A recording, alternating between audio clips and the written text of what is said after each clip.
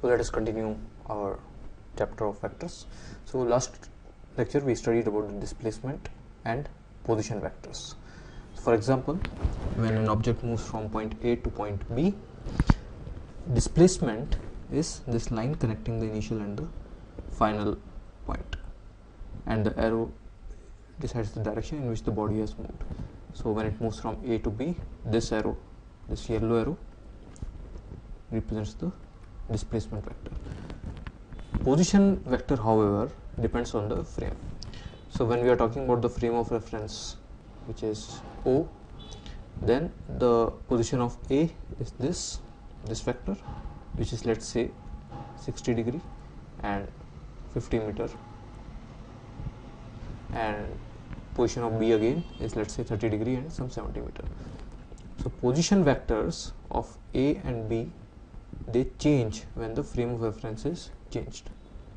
However, for any frame of reference, for both of these frame of reference, displacement vector is same.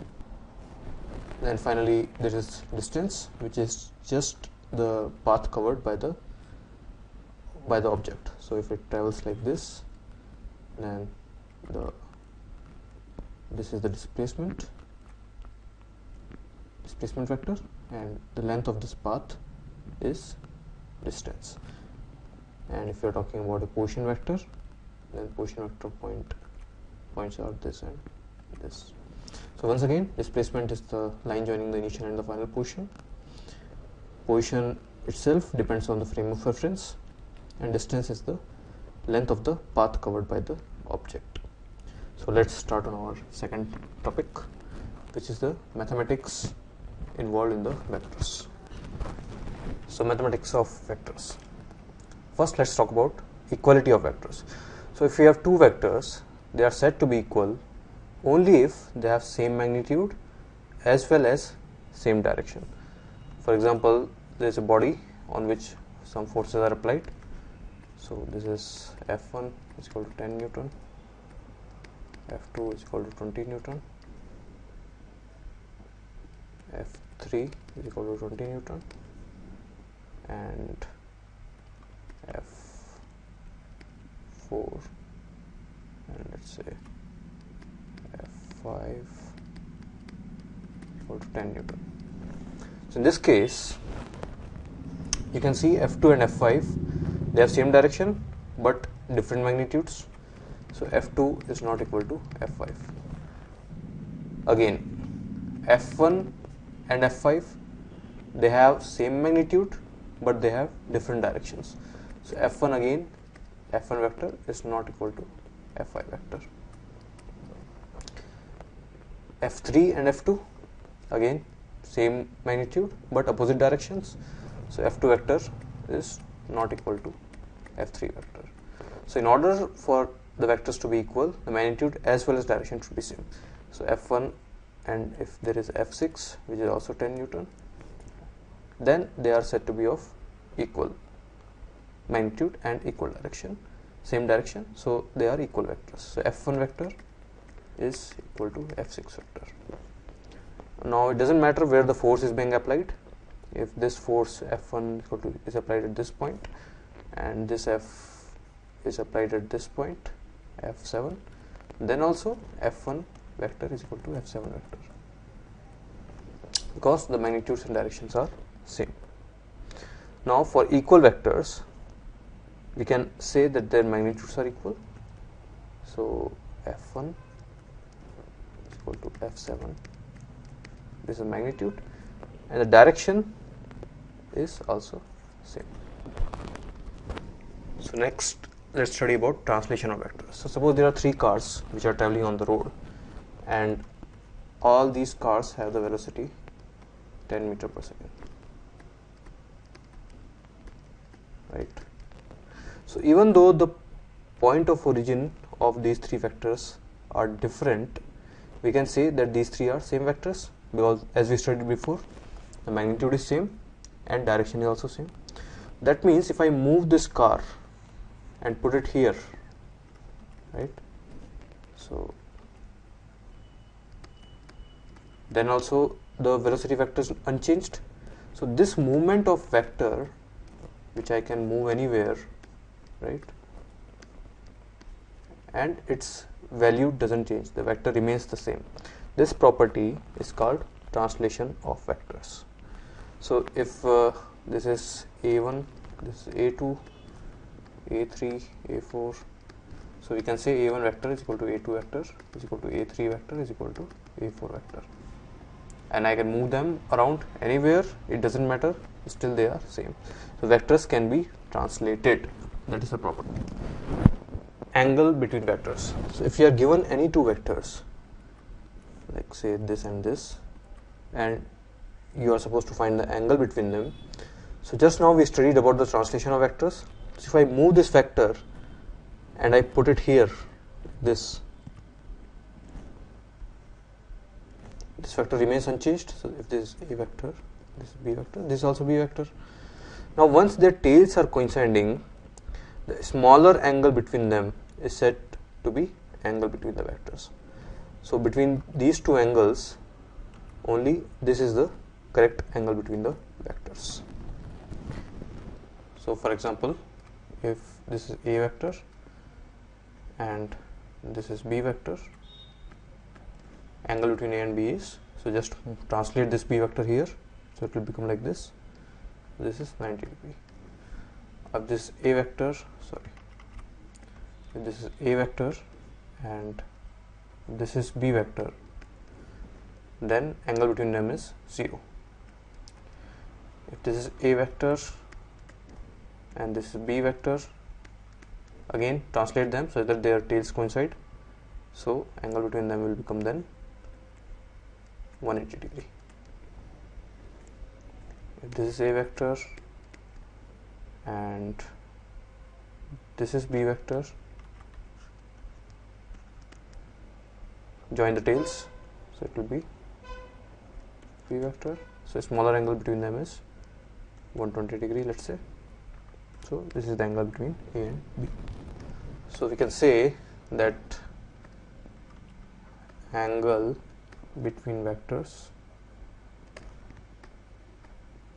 is less than 180 degree. So in this example, we are asked, this is an equilateral triangle, so all sides are equal. So it's being asked what is the angle between a vector and b vector, b vector and c vector, and c vector and a vector. So first between a and b. So we can see that one head is coinciding with the other's tail, so we need to translate. So let's move this a here. So now the angle between a and b is 120 degree. Between b and c, you can translate b here. So this is 60 degree. So between b and c it is 60 degree. Between c and a, as we can see that the tails are already coinciding, so angle between them is 60 degree. You can also do this by coinciding all the tails together. So this will be a, this is already c, and if you move the b here, this will be b. Now you can, all these angles between the vectors are less than 180 degree, so you can directly tell from here between a and b 120, between b and c 60, between c and a 60 degree. So again in this example we have done it before, but just let's do it again. So these are the three vectors and we are asked the angles between them. So between a and b, so as you can see it's 0 degree, so it will be like this, b, this will be again a, and this will be c. Between a and b 0, between b and c 180 degree, between c and a again 180 degree. So these are also called as collinear vectors or parallel vectors when they are in the same direction. When they are in the opposite direction, they are called anti-parallel.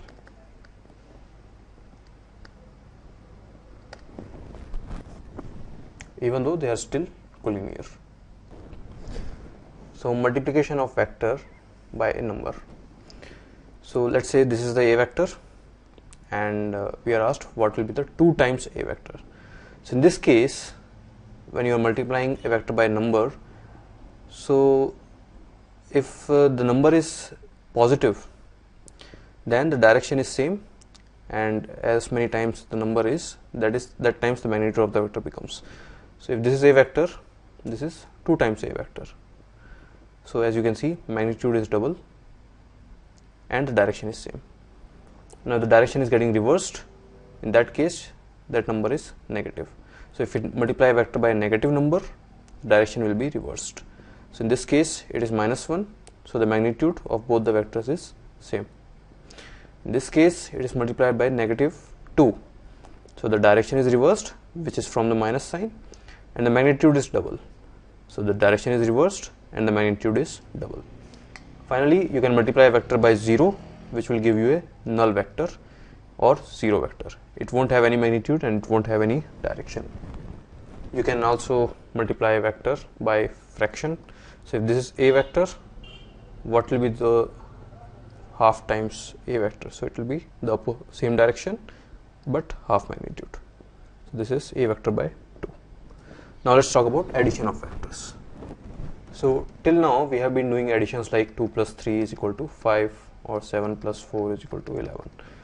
But in vectors the sum is not that easy.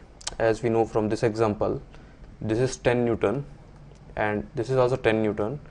Our net force is F net is not 10 plus 10 is equal to 20 Newton, because the directions are opposite. So actually, as you can see, if 10 Newton is here and 10 Newton is here, F net is equal to 0. Or if 10 Newton is here and another 10 Newton is here, then the net force will be along this direction. So therefore vector addition is a little bit different than our conventional addition, and that's what we will now learn.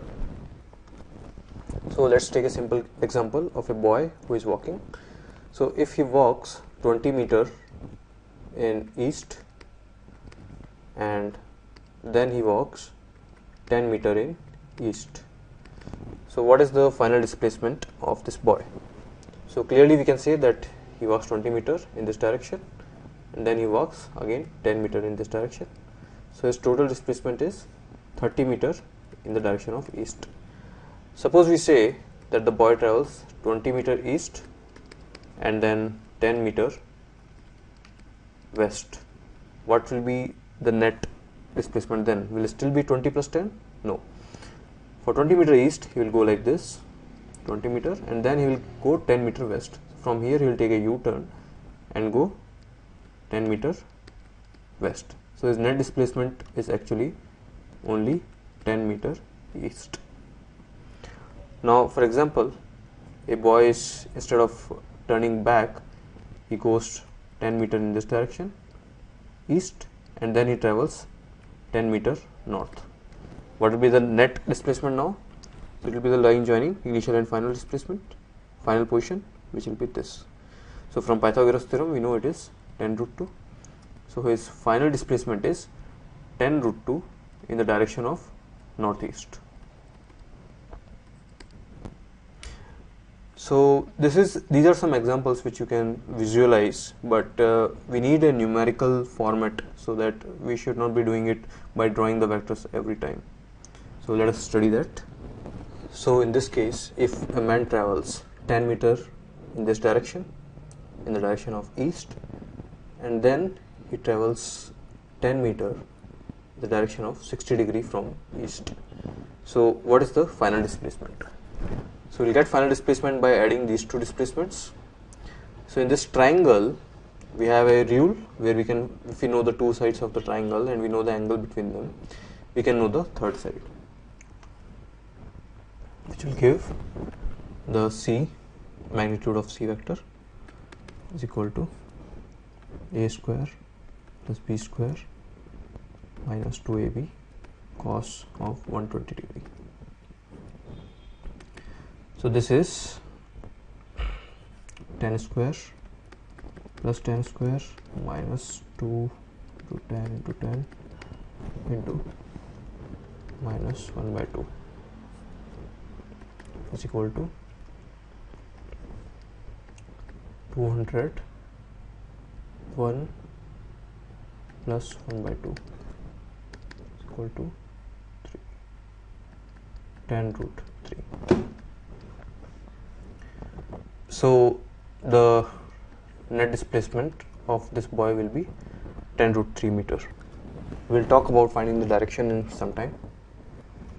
So adding collinear vectors. So when they are parallel, then A vector plus B vector, so it's just the combined magnitude of A and B. So the direction is same and the magnitude of C is equal to magnitude of A plus magnitude of B. For antiparallel vectors, again there will be some C vector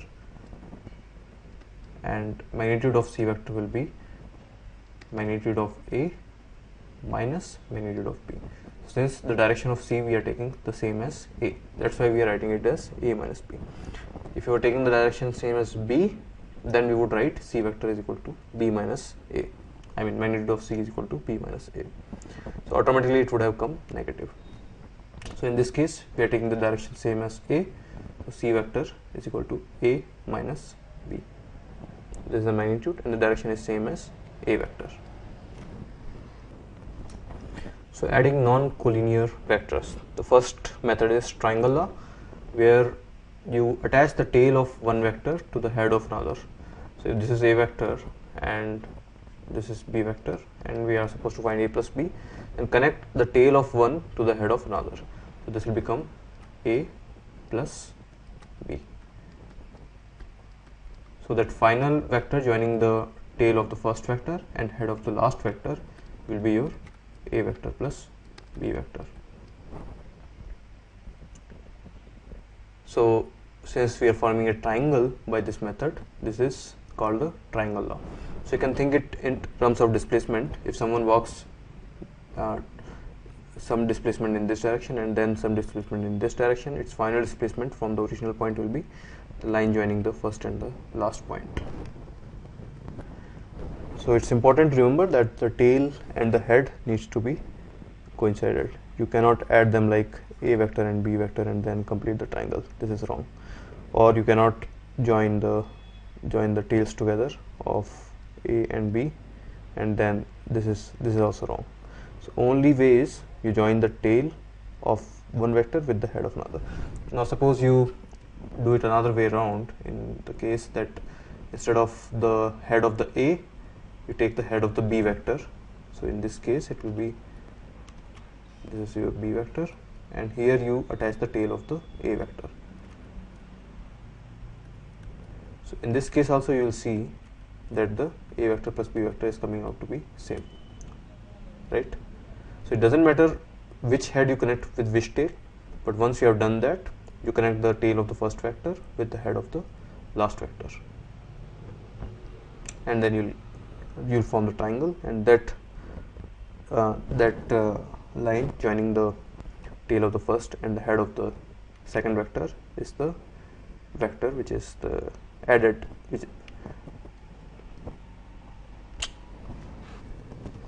sum of the two vectors. So second is parallelogram law. So you can also add it with a parallelogram law. So in this you connect the tails of the two vectors which you are adding and then you complete the parallelogram.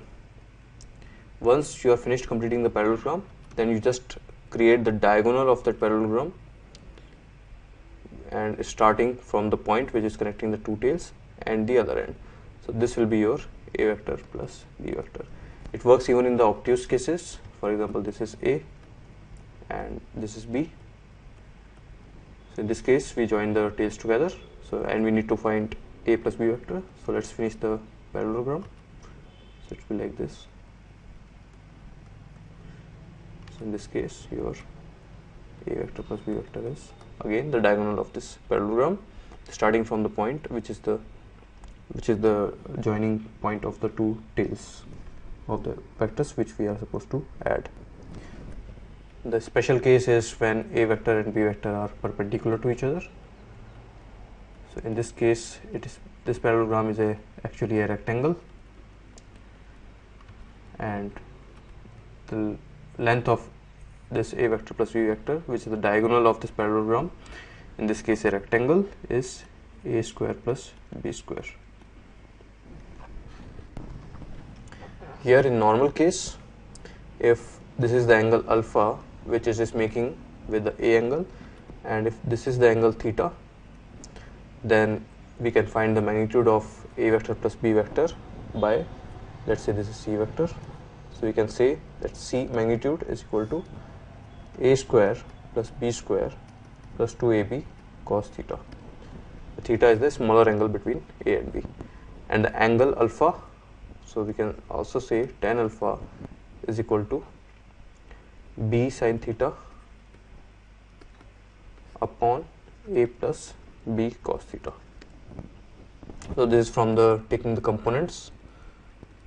So this is B sin theta, and this is A, and this is again B cos theta. So tan alpha is equal to B sin theta upon A plus B cos theta. So in this example, if on a point O these two forces are applied, F1 is equal to 30 Newton and F2 is equal to 40 Newton, the question is in which direction finally this point O will move. So this is a block, let's say. So in which direction the block will finally move. So we need to find the resultant direction of the forces, and in that direction the block will actually move. So to find the resultant direction of the forces, we need to vector sum both the forces. So in this case the angle between them is 90 degree. So if we do it by parallelogram method, this is your final vector, and if this is the angle alpha, then tan alpha is equal to 40 upon 30. Tan alpha is equal to 4 by 3. So you can say that the box will move at an angle tan inverse 4 by 3 from positive x direction, which is also 53 degree with respect to positive x. So here it doesn't matter where the forces are applied on the block. So your F2 can be here 40 Newton and F1 can be here 30 Newton. Still the direction of the force will be same. Or your F1 can be 30 Newton here and F2 can be 40 Newton here. So the vector sum of both the forces in this case and this case will be same. So it doesn't matter you are pushing the block from here and here, or you are pulling the block from here and there, or you are pulling it from here and pushing it from here. In all these cases the eventual direction of the force will be in this direction. Its magnitude, this is the direction. What will be the magnitude of that force? Again, this is a rectangle, so this is the diagonal of a rectangle is from Pythagoras theorem we can directly say 40 square plus 30 square is equal to 50 Newton. So in all these cases it is 50 Newton, and the direction is 53 degree from positive x-axis. So this is a very good example to understand the basics of how the vector sum works. So if we are given that A vector is P vector plus Q vector, we are asked that which of these conditions can be true, may be true. So first, A vector is P vector plus Q vector, magnitude of A is magnitude of P plus magnitude of Q. Yes, it is possible. When is it possible? When P and Q are in the same direction. So in this case, your A vector, which is equal to P vector plus Q vector, so its magnitude of A is equal to magnitude of P plus magnitude of Q. Magnitude of A is equal to magnitude of P minus Q. That is also possible when P and Q are in opposite directions. So, and the magnitude of P is bigger than magnitude of Q. This is your A vector finally, which is P minus Q. A is equal to 0. Yes, possible. This is P, this is Q. Both are equal in magnitude and opposite in direction. So P plus Q is 0. A is equal to P square plus Q square. Yes, if P and Q are 90 degree to each other, then your A vector is P square plus Q square. A is greater than P. This is P and this is your Q. So P plus Q, which is A vector. So definitely A is greater than P vector. A is also greater than Q vector. A is greater than Q vector. Yeah, so this case applies to this as well. a less than p and a less than q. So this is also possible. If this is a